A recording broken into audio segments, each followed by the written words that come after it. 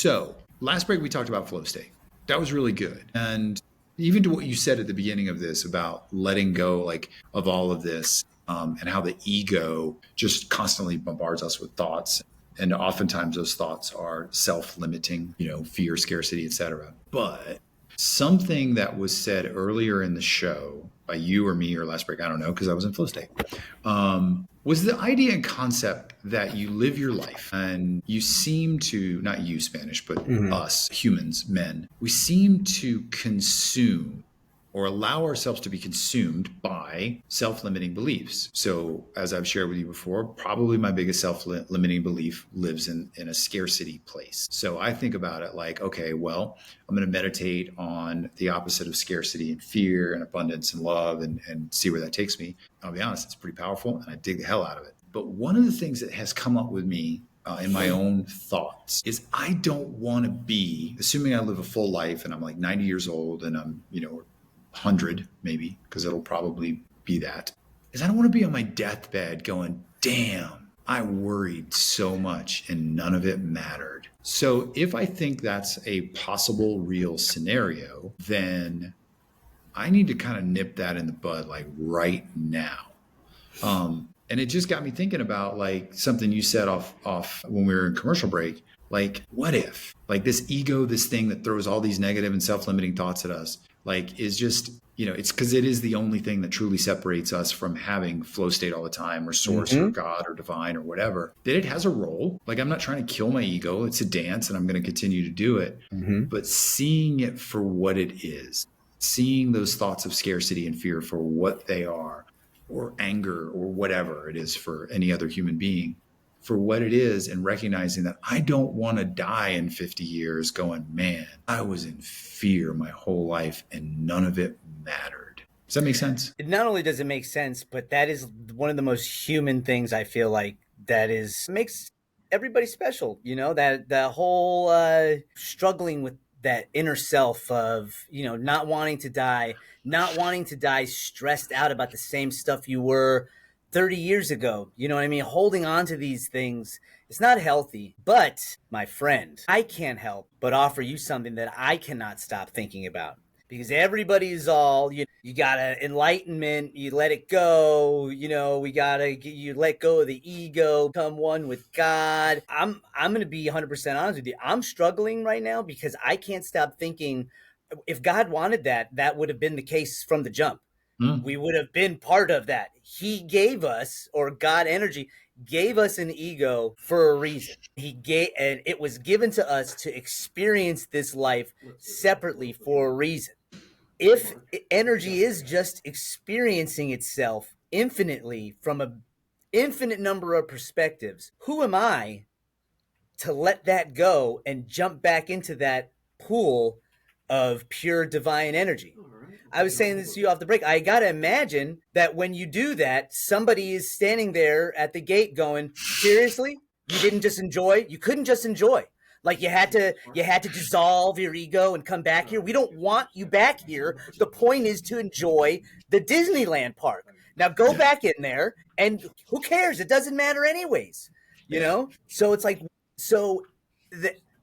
I don't know. That's my struggle right now is I love that feeling of holding my ego's hand. Oh, we have a call, by the way. Holding my ego's hand and being like, me and the ego, we walk together. We're a team. Yeah. But there's also something so juicy about just letting the ego run free and being like, I just want to see what. Yeah. And some, because you said it a minute ago and you said it before, is that, life is about play.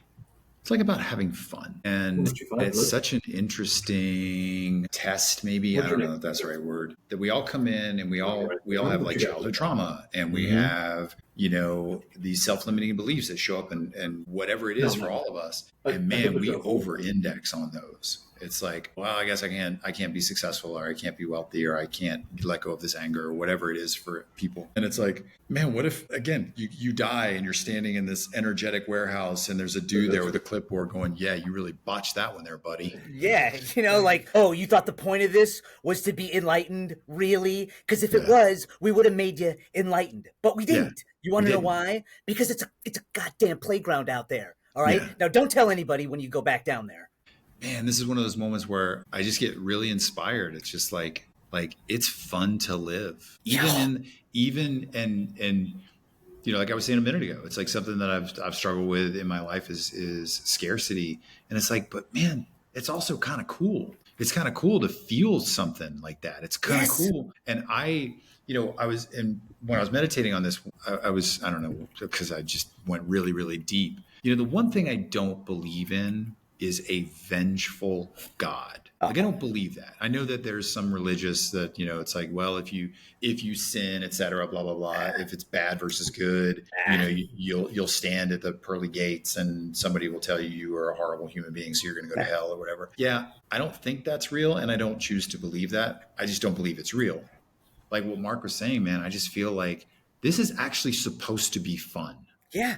And and the we proof. screw it up. Well, that, not only that, but I think we're supposed to. And just think about this: we are energy in physical form. That means that every other piece of energy in the universe is vying for a spot in physical form. It's constantly like, how can I get in there? Let me Yeah. in there, you know? And Mhm. we're the ones that get to decide what energy we want to bring forth. Yeah, and you're 100% right. It's like and yeah, I'm going to push back on something you said to Mark. Like I actually feel like there's value to raising my vibration. But another way to just say that is just to let go of like stupid thoughts, whatever. You know, so that's not really a pushback on what you said, but I 100% agree with what you just said a second ago.